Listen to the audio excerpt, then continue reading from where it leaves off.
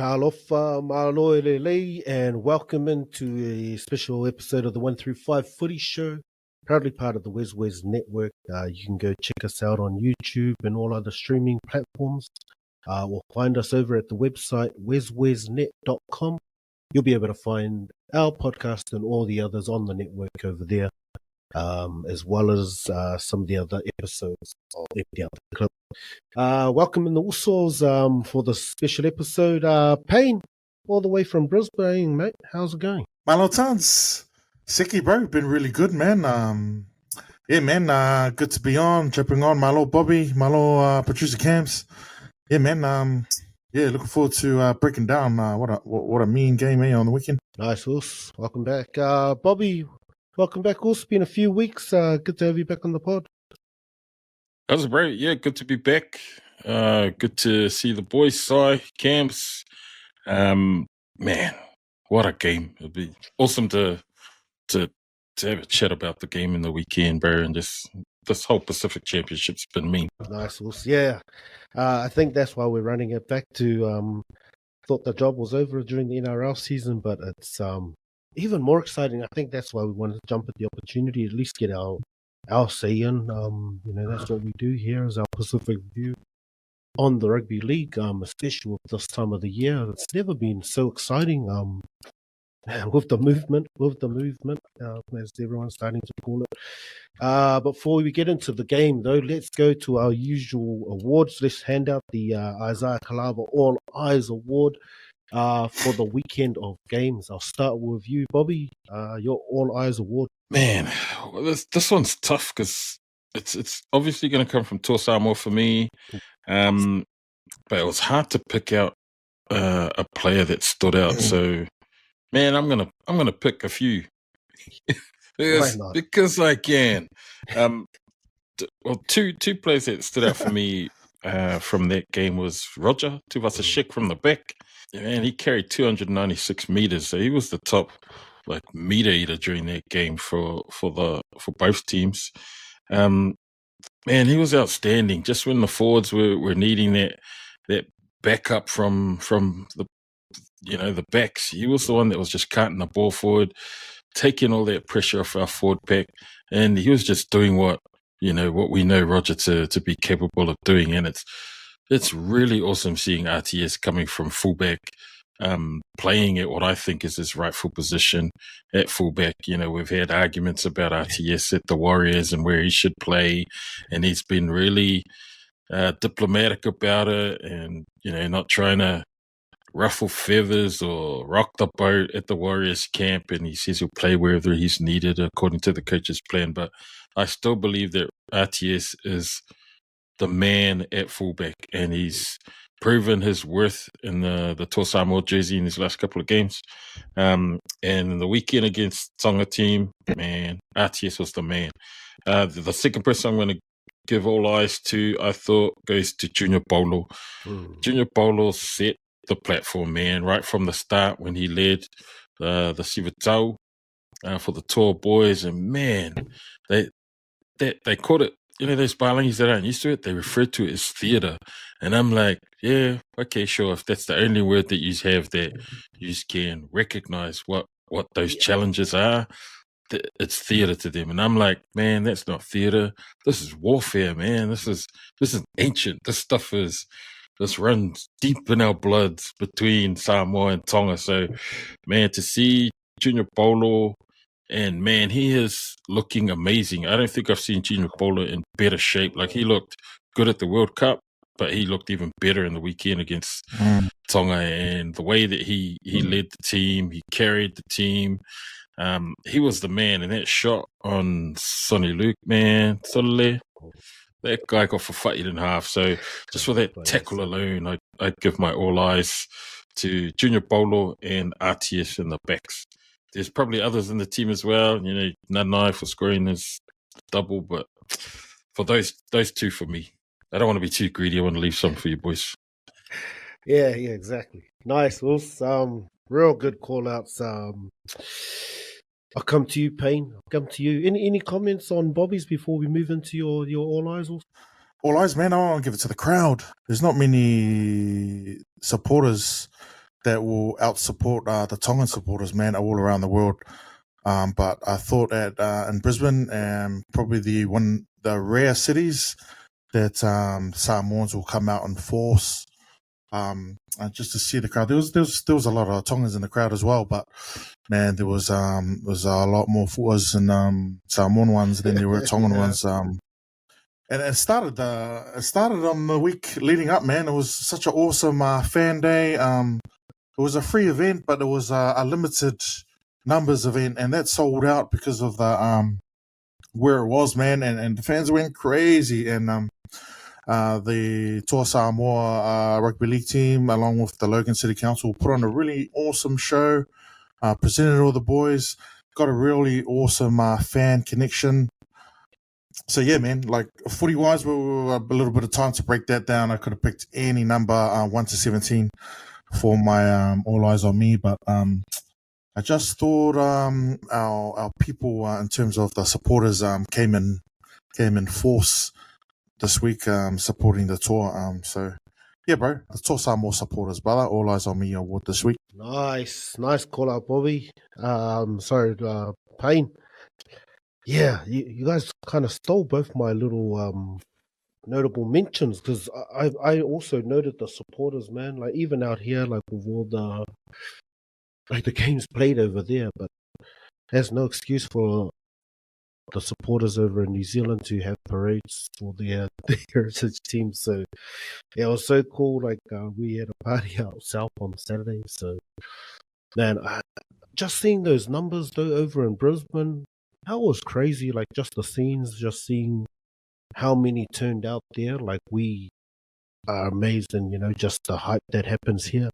But then seeing some of the scenes that came through over there, that's like another level. Like just the numbers, like just the sheer numbers, packing out Suncourt 45,000. And then I have to double up on your All Eyes as well, Bobby. I went with RTS. And I agree. I think I've been arguing it over the season as well for the Warriors. Agreeing, Webby understands and he's doing the right thing for the Warriors. But man, Webby, if you're watching, RTS is showing you where We got to fact check that, mate. Next season. You guys were singing Sean's praises most of the year, I'm pretty sure. But anyway, go on. That's right. We're going to change our minds, mate. Relax. And let's jump on the other side. We'll come back to you, Payne, for your kaea kele of the weekend. No, man. I don't want to throw shade at any of the Tongan squad. I just thought they got outplayed. So I don't know, man. I'm gonna throw it over to the previous week, bro. We kind of missed the show last week. To break down to review the previous game, but I just thought what the NZRU did to promote that game, Kiwis and Samoa, was a little bit. I mean, I'll be honest, I wasn't there, but I just watched it on TV. But it was a bit, especially watching and comparing this week. And I know Mount Albert is traditionally blue collar, but we all know in 2025 is fucking $2 million area now, bro. So I thought they should have taken out to the real blue collar, to like the real heart and soul of Pacifica, especially Samoans, either out south somewhere. Just to do a better job with fan engagement. I thought what the Logan City Council did kind of made and I didn't even know who to pinpoint here, whether this is an Auckland City Council thing or NZRU thing or even the Toa Samoa themselves. I thought, like, as a city that's probably the largest Samoan population base, really missed out, man. I feel sorry for the people back home. Didn't have that. Just didn't have that experience, bro. Missed out, and who knows? That could have been the difference against the Kiwis, man. There was nothing in it. I know the boys on Saturday would have got a big lift seeing Suncorp sold out. And from what I saw on the telly, man, it was a good show for the Samoans at Mount Smart.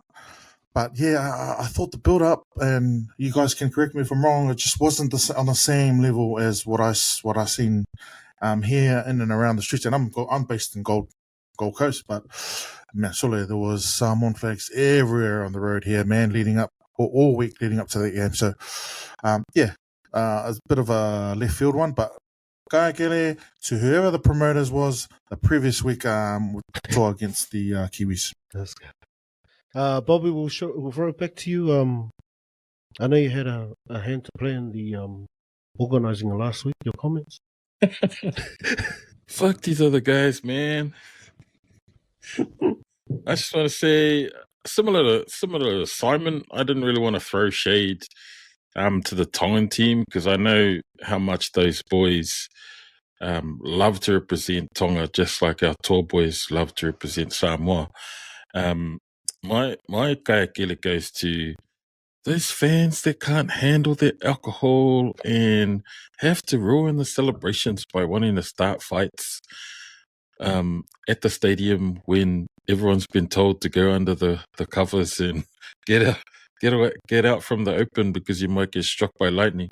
I've seen a few videos of while people were trying to find shelter of like some fights that broke out underneath the covers at the stadium, and I was like, so there's always got to be a handful of people that want to fight like a mare, you know.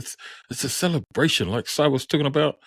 This is a celebration of not just rugby league, but it's an advertisement of how beautiful Samoan and Tongan cultures are, you know, and how we can be as a you know, we're quite unified and we're close countries.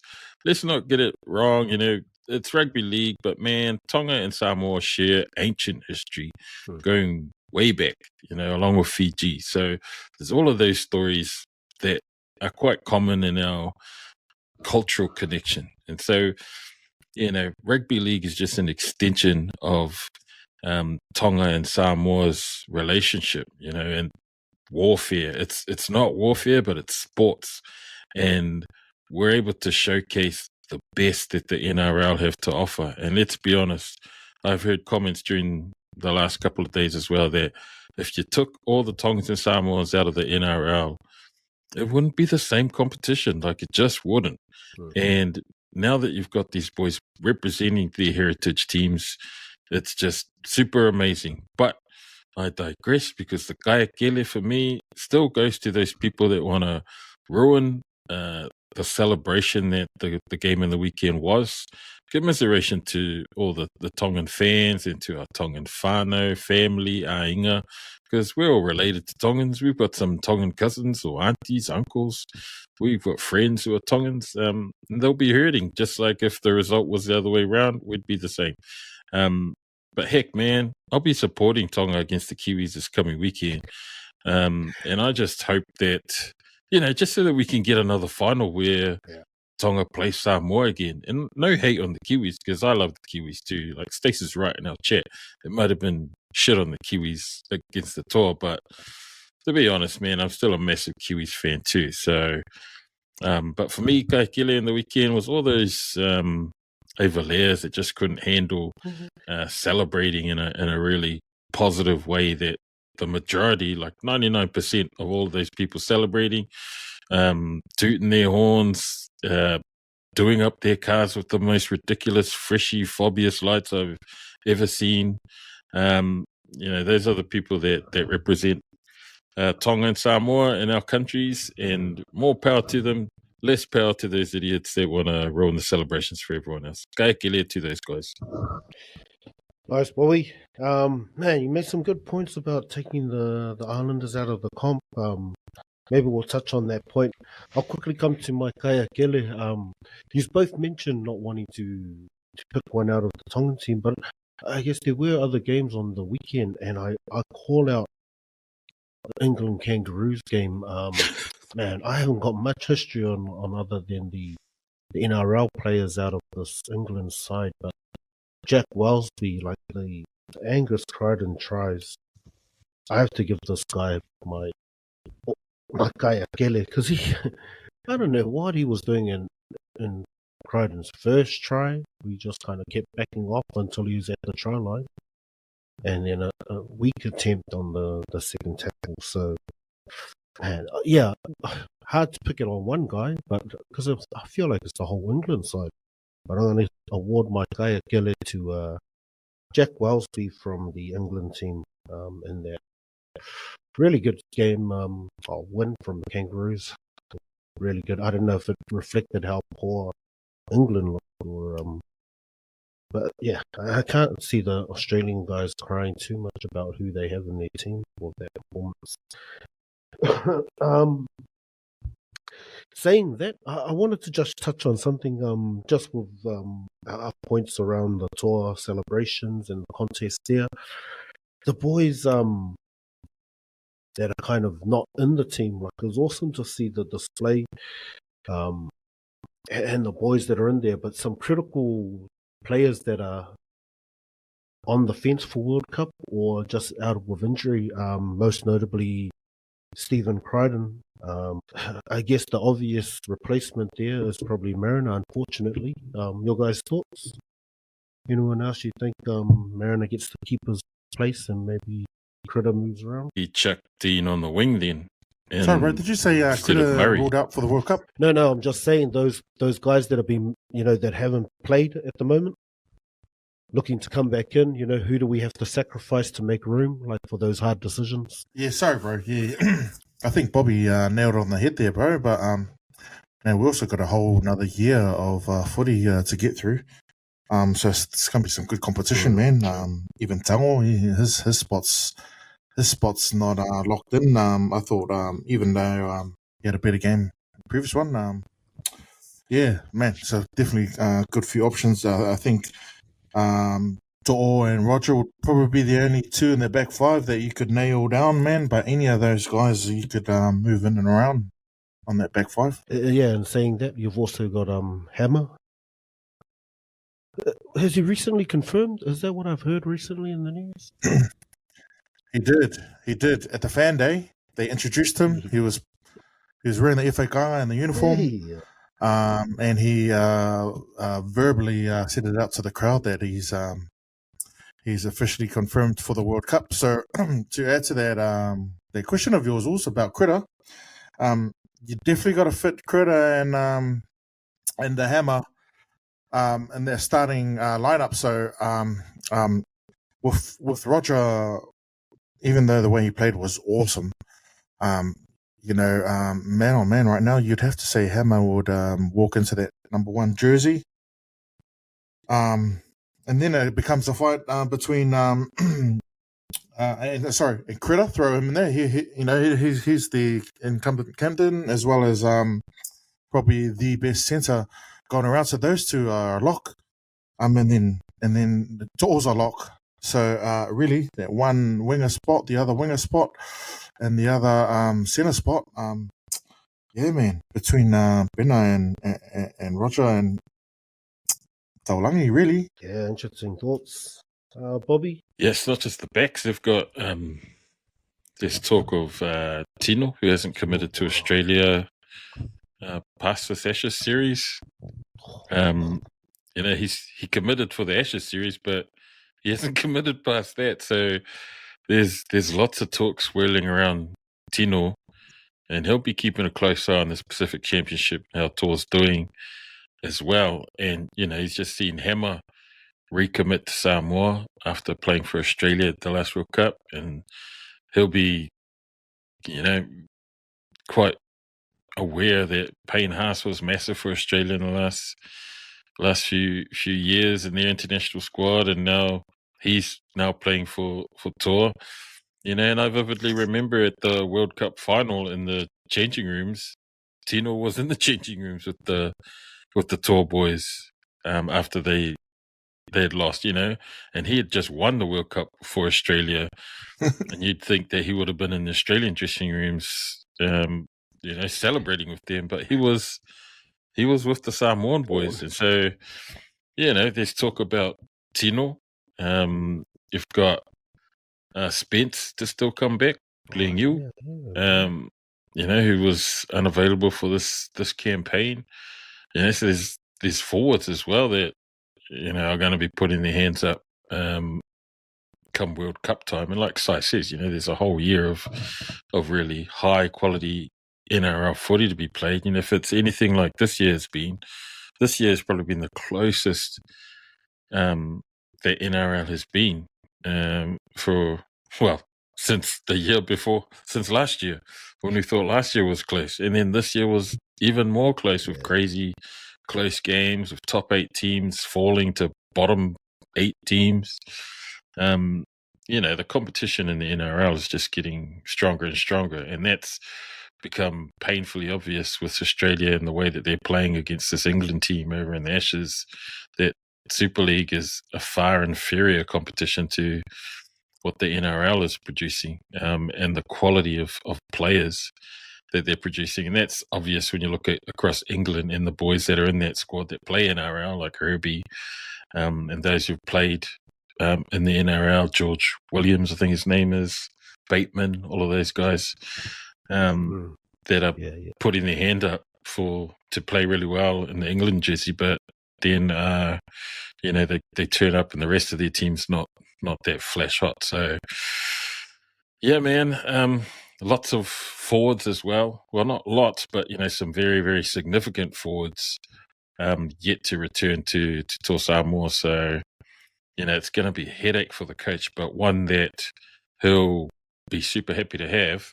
And especially in key positions, there's going to be lots of competition. Like I was saying, that back 4, 5, man, there's going to be heaps of competition for spots next year. So it's all looking super positive for Toa Samoa. And lots of media I've read in the last couple of days, just articles and things from well-known Australian league, ex-league players talking about how there's going to be a massive shift next year when it comes to World Cup time, around who the favourites are. Like it's going to be in Australia. Australia's obviously going to be favourites on their home ground, but they're talking up Samoa as well as being like joint favourites to win. And I'm like, well, they're probably not wrong, especially after the last couple of weeks with the way the tour have performed. But it's not a 2-horse race anymore. It's definitely a 3-4 if you include Tonga. On the day Tonga can beat anyone as well. Like, never mind the game in the weekend.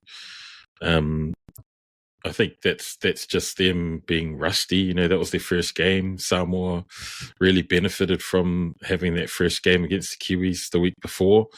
That one extra game just to get their combinations right, to have a game together under their belt. That probably showed to their advantage in the weekend. So yeah, man, it's going to be a tough gig to pick Toa Samoa next year, especially if Toa go on to do really well at this Pacific Championship and upset what everyone's sort of expecting the Kiwis to take it out. But man, the Kiwis have got an uphill battle if they think it's just going to be a one-way street. So yeah, we will get into that game in a few weeks. Let's get quickly into the Australia game. I want to talk about something else. We'll come back to it. You guys catch much of that Australia-England game?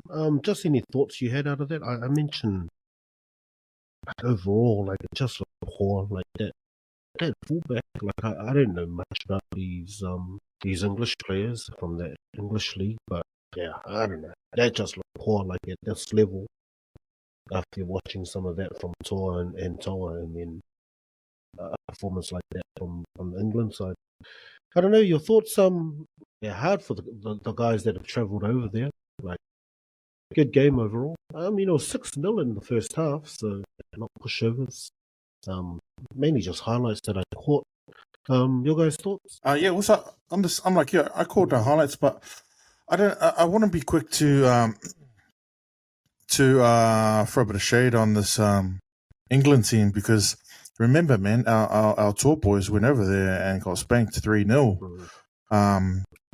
But it seemed like Kangaroos the score flattered England because there was a lot more tries left out there that the Kangaroos could have scored, and I just think the international game is less of a arm wrestle and a bit more flowing a footy. And you look at that Kangaroos team, man.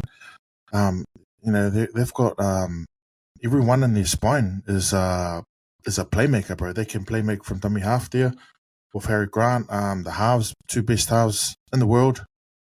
Are you just saying that because of the number of Broncos in there, or? I don't know if you can hear me. I think he really meant that they're all playmakers before he keep it out of here. Playmakers are like me and making some moves and just move out of here. Bob, you catch much of that game? Just the highlights again. To be honest, on this side of the world, everything was about Toa versus Tonga. And the Ashes test, it seems super irrelevant to me because it's not the same Ashes as it was back in the 80s and 90s when the Australian team used to tour Great Britain all the time, and they were playing Great Britain. This one is just England, which I think is the traditional Ashes, England versus Australia. But the English rugby league is just it's painfully obvious now that it's second in terms of like quality of competition, and and unless they've got NRL players playing in the English squad, we have no idea who these English Super League players are. Even the ones that play for like the Super League winning teams, because I wasn't even aware that the Super League final was on until I saw that Jared Wairihagri's team was playing in the final, and that's the only sort of. Oh, is that where he went to? That's the only sort of connect there.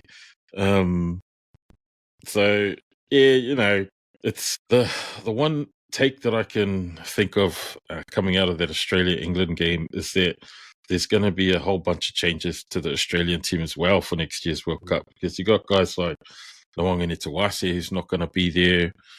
He's going to go back to rugby union, so that probably opens up the door for Xavier Coates to make a return to that wing spot. They named Tony Staggs, but who knows, man? That guy might want to come and rep Tonga again.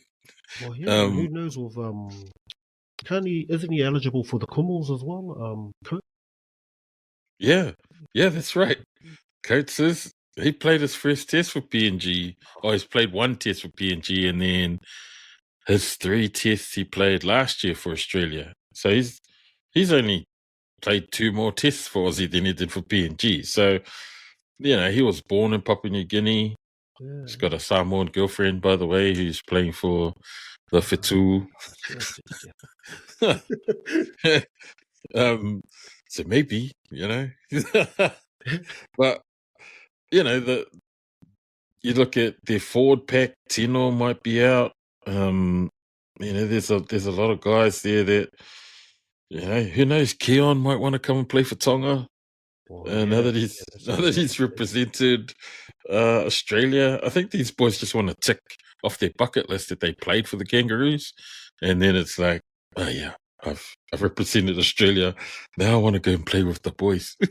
It might be like that. So the whole Australian sort of squad might look completely different next year.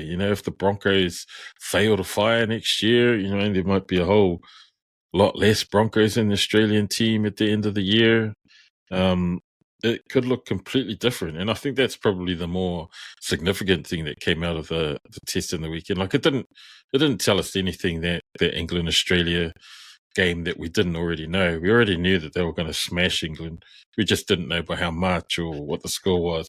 I mean, Reece Walsh just looked like he was playing touch. Yeah. Like, of the highlights that I've seen, it was like he was just playing touch footy. And then I was thinking, suddenly at international level, like, he's still high on winning the the NRL comp. That try that he scored where he sort of jumped right up and I was like, suddenly don't knock the ball on or, something could have happened. He's still playing. It's just carrying on his amazing form from the NRL finals. And Reece looks like he ain't giving that fullback spot back to anybody anytime soon. Dylan Edwards, the incumbent, feel real sorry for him. Teddy, who's had an amazing year this year. They're going to have some headaches too, but I don't see them picking anyone other than Reece Walsh at fullback, especially if he has a really, really dynamic relationship with guys like Nathan Cleary and Munster in the halves. Sai wasn't wrong when he said that they were all playmakers in the spine, because they are. Harry Grant at hooker, Cleary, Munster, Reece Walsh, like they can all ball play, man, and their squad's probably going to look different in the second test because I think Isaiah Yeo failed his HIA, so he's knocked himself out, so he won't be back for next week. Similarly, Stefano Utukamanu is not going to be back next week, and I don't know if we're going to go back to the talk game, probably just to touch on what it's going to look like. But that's all I took out of the Ashes test, that first test. I don't think that series is going to be anything memorable other than that they've revived the Ashes internationals again. But it's such an old concept. It's not providing anything exciting or anything that's going to add value to the current rugby league scene and the international scene, because it's all about the Pacific Rugby League at the moment. Not necessarily the Pacific Championships, but it's all about Tonga, Samoa, even Fiji have got a really good squad. They're not to the caliber of Samoa or Tonga yet, but this is probably the best Fiji squad that they've had in a while, and they've got really great players that have gone back to play for Fiji. Jareem's really up and coming young fullback. They've got Taruva on the wing now. He's proven, 2 championships with the Panthers. Api leading them at the front. They've got Kikau. They've got real experience in Fiji. They just need a few. They just need a handful of more experienced players. But they were talking about, the Saifiti brothers going back. Those 3 Finau boys who made themselves available for Fiji and then didn't get picked.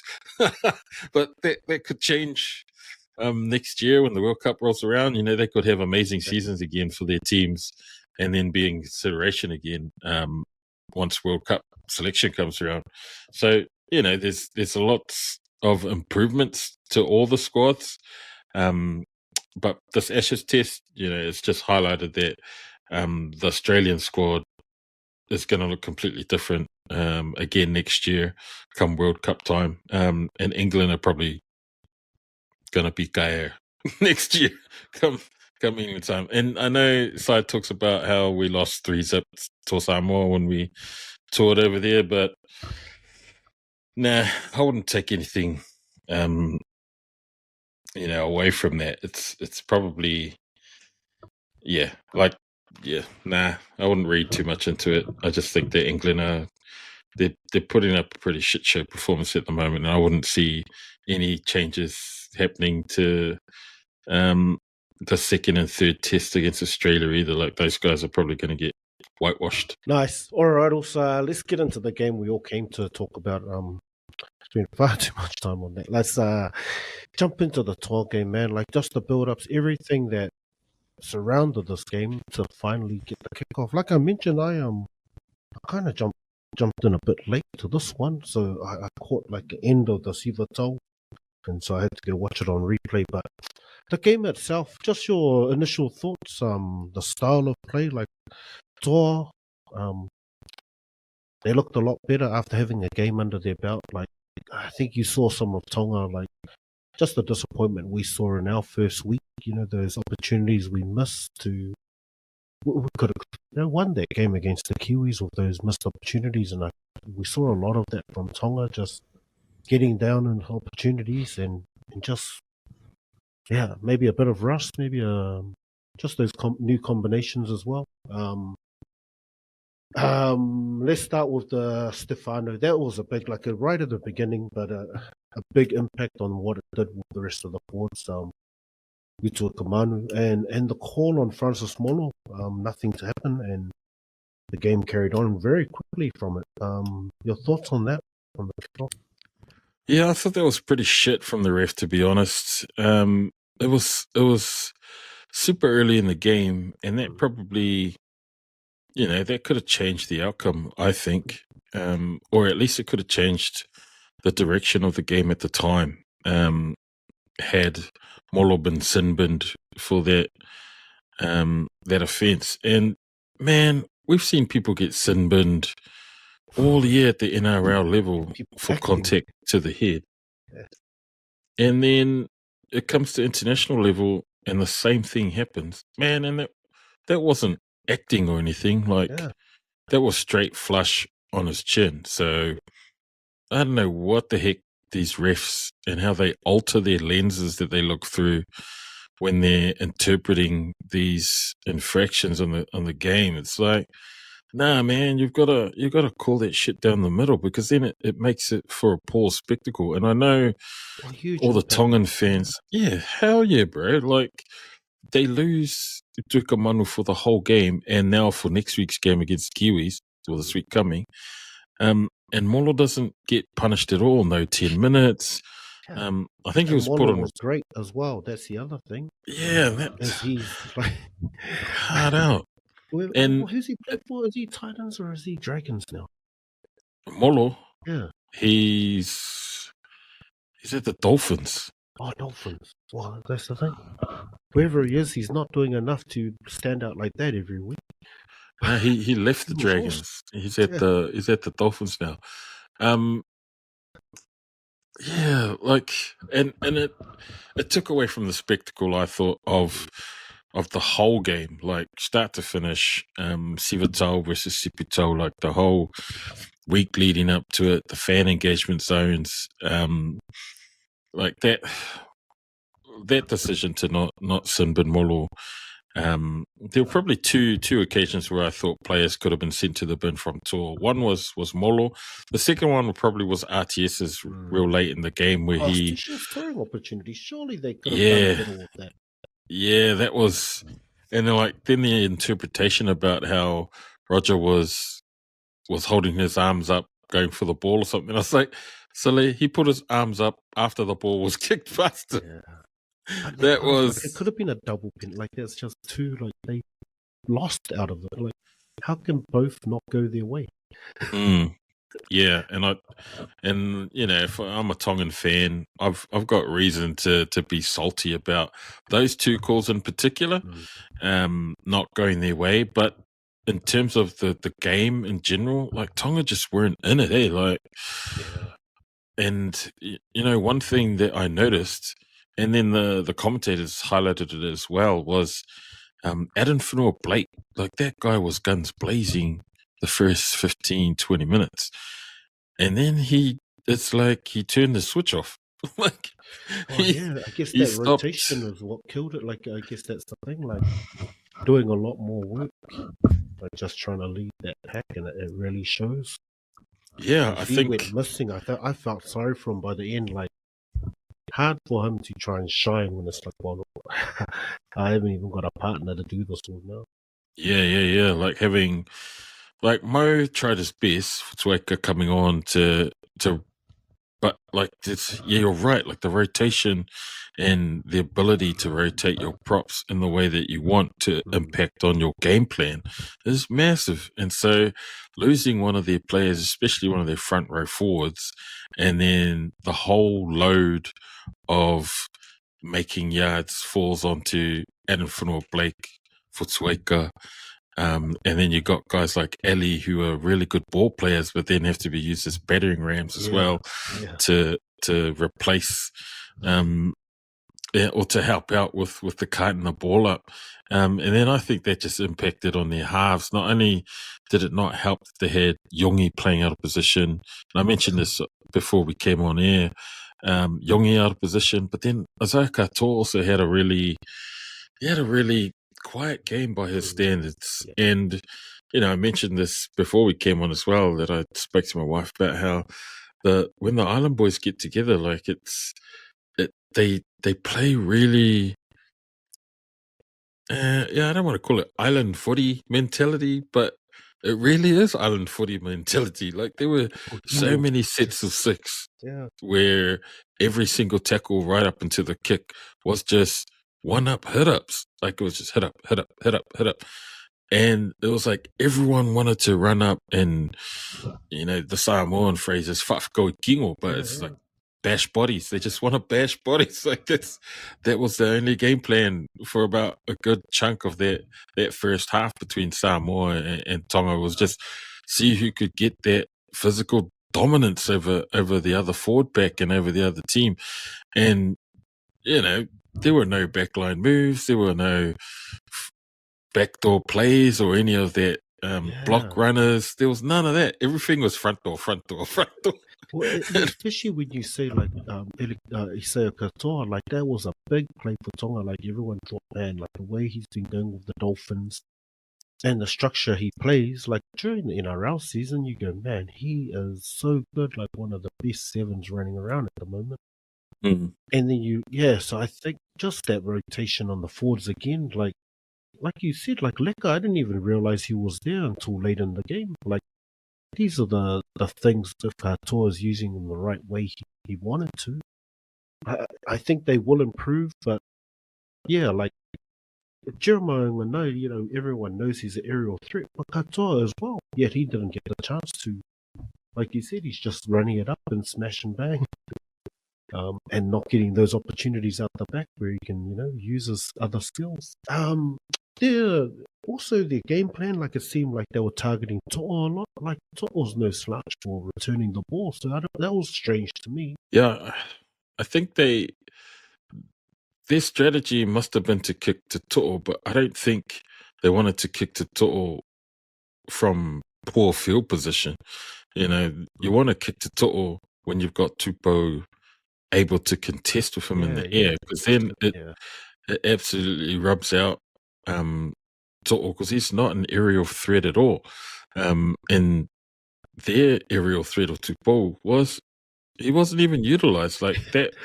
That wasn't even, it should have been, but it wasn't part of their game plan. It seemed like they were happy to just bash bodies with the Samoan boys up the middle. And I was thinking, man, yous are falling into that Toa Samoa trap when yous have absolutely gun outside backs that yous could be utilizing. Katoa he's probably all right in the air, but Daniel Tupou, so 85% of his tries are aerial. Like, exactly. and it's like he was just not. He was just not used, and I don't think they were able to unlock the speed that they had out back. Like Tolukola, Lehigh Apuate, Rob Toya, like those guys just got stuck into that grind as well of, adding their bodies to just being battering rams. And I was like, nah, these guys, their skill set is not battering ram. Their skill set is being elusive, being put into holes, finding space, free flowing, running rugby league. And man, Tor just shut that whole strategy down, if that was a strategy at all. But and they just weren't able to utilize their back four that way. Like back five, sorry, that way. And the opposite can be said of Toa Samoa. Like, sure, those guys, you didn't see them be given lots of space, but man, they were full of running, running the ball back on attack, like Binga, RTS, like those guys were making meters at will, running it up, so that even though the strategy was just bang bodies and one up running, that it came off the back of RTS, Binga, and To'o doing those, that 1, 2, 3 first, hard yards to start the set off, and then by the time they get to their kick, like they're in really good field position, but Tonga just weren't able to sort of, I don't know, they weren't able to counter that at all, and it was frustrating them, I think, and you could tell the coach was getting frustrated up in the coach's box, and nothing was going their way, and then Samoa would just score out of nothing, like flipping Nanai. He was the man, like. Oh man, yeah, I was like, so this was like Queensland Nanai from a few years back. yeah, exactly. Yeah, like shit. That little chip and chase that he got for his second try, I was like, what a eater. It should be chip and dive to actually score. I was like, no way. Yeah, no way, Barry. And that's that unpredictability that you can't coach defenses against. And that's when teams like Toa, it can either pay off or it can be real coach killers. But man, everything was going for them in that game against Tonga. And, that's just island football for you, all that flair that you often associate with the Pacific teams, it was on full display by Toa Samoa on the weekend. And unfortunately, Tonga weren't able to match that. And I think that's the only way you can sort of defend it is if you chance your arm at when you have possession of the ball, throw the ball around like what the tall boys were doing. There was a lot of that hot potato shit going on. And I was like, that oh first my try, gosh. man. Talani. Yeah, bro. Like there was heaps of that eat-ass going on.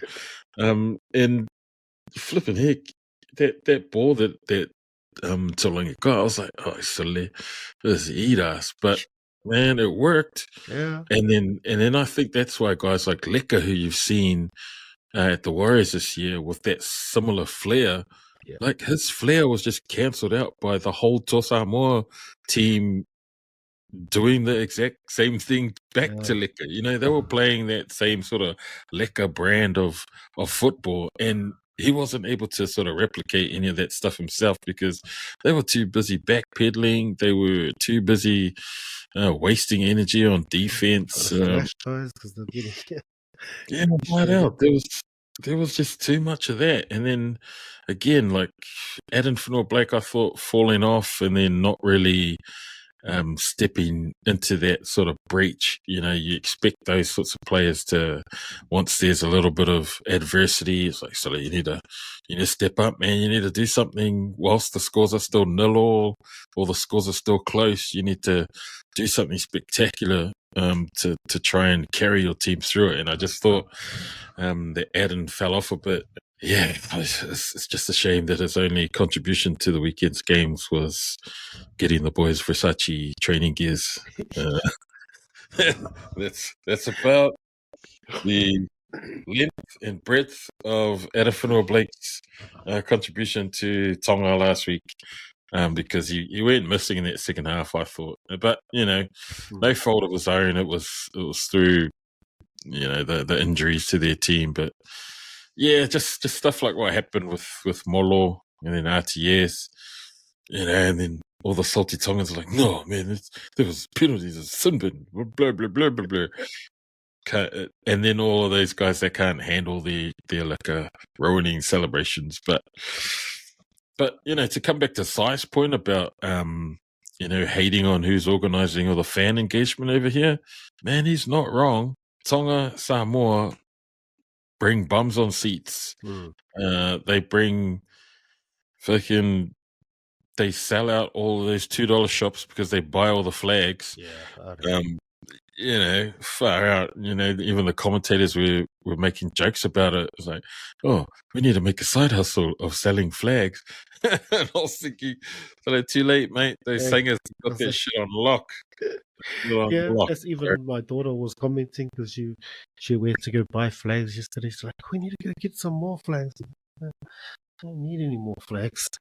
And then she's like, oh, it's pretty cool how they always know when to have the flags ready. I was like, these guys don't even follow the league. They already got the dates on lock.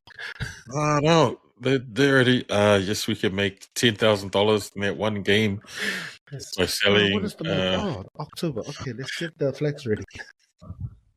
Yeah, because if they sell those big flags, and those big flags are like $20 at a $2 shop, and you see so many of them. I was like, "Tale, all you need is 1,000 of those flags, and you made 20 grand." And that's not even like a tenth of the amount of people that can be fit into the stadium. But yeah, I thought it was Tonga just didn't have an answer to anything that Toa was throwing at them. Nice. Nice. Also, would have been good to get that guy's reaction just from the atmosphere around the city for the game. But man, we saw a lot of that support. Let's bounce straight back into how Tonga bounced back. The team lists have been announced for this week against the Kiwis, and I don't know if you mentioned at the top of the show or offline, but I think everyone's got that same sentiment after that game yesterday. It was funny just seeing a lot of the chats as well as online people going, "All right, let's go Tonga, smash the Kiwis by heaps." Because everyone wants that. Like you're saying, the Pacific Cup is very much the Pacific teams. It's like, yes, we love the Kiwis, but we want to see this. Like, we want to see this interaction more. How did the Tonga bounce back? The Kiwis have had a week to regroup after that first game. Man, Dylan Brown was outstanding. Dylan Brown Samoan, by the way, so I don't know if he's looking at the vibes as well, going, oh, yeah, the team that bounces back. So they have named Kofusi at prop to replace Utokamanu.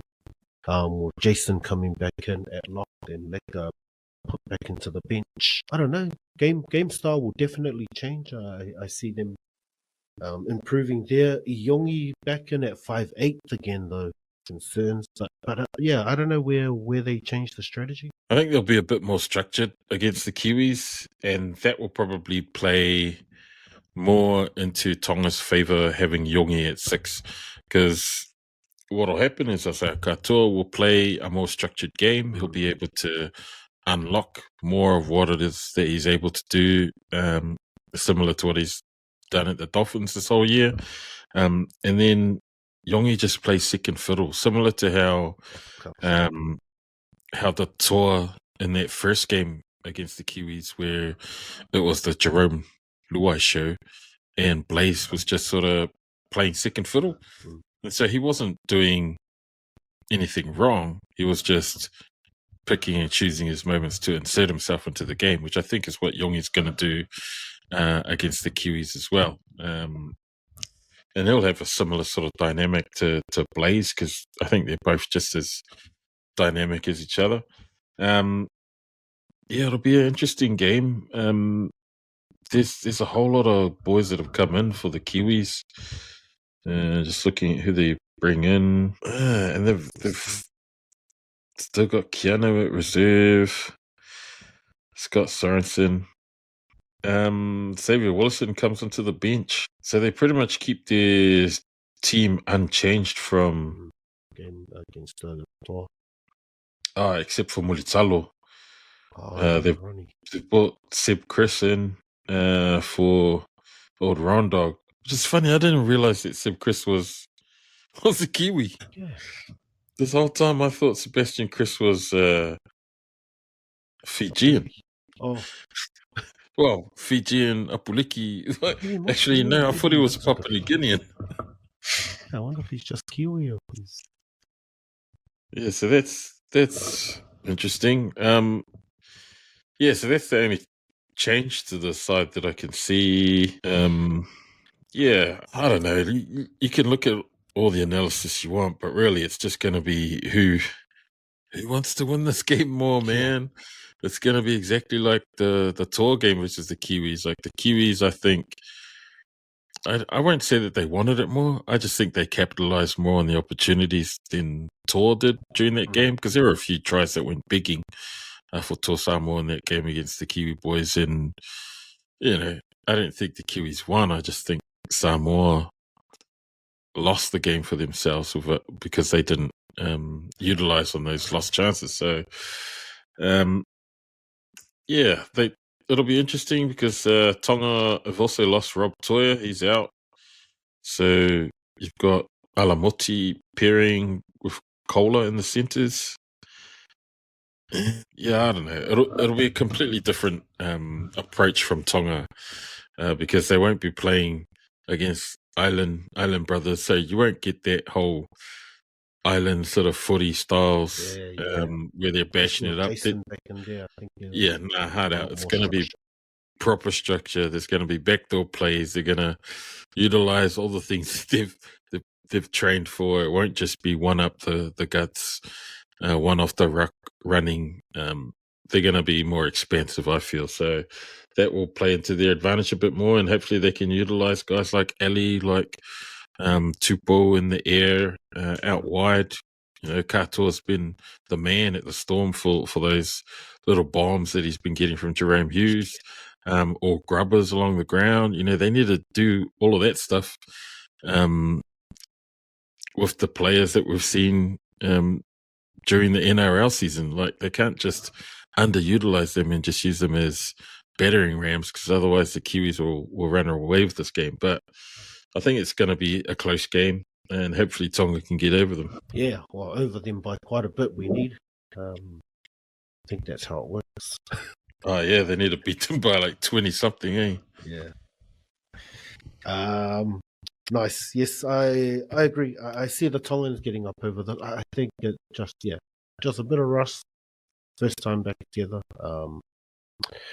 Yeah, and I think that was a huge impact. Just that rotation, losing Stefano. I think it goes underrated how much of an impact that had to their rotation for Floor Blake. I think he'll want to really improve as well for his own sake. So, yeah, I am picking a really good bounce back from Tonga. Man, and it'll be so much more exciting, I think. See our second tier nations go against each other. Final words, Urs? Final words. Good luck to Tonga this week. Also, good luck to the Kiwis. You know, they've got a whole bunch of island boys in there that are representing their country of birth with New Zealand. But I know they'll be looking across at Samoa and Tonga, probably having those second thoughts. You know, similarly with Chance, he's played for the Cooks before, so he might be looking at the Cookies.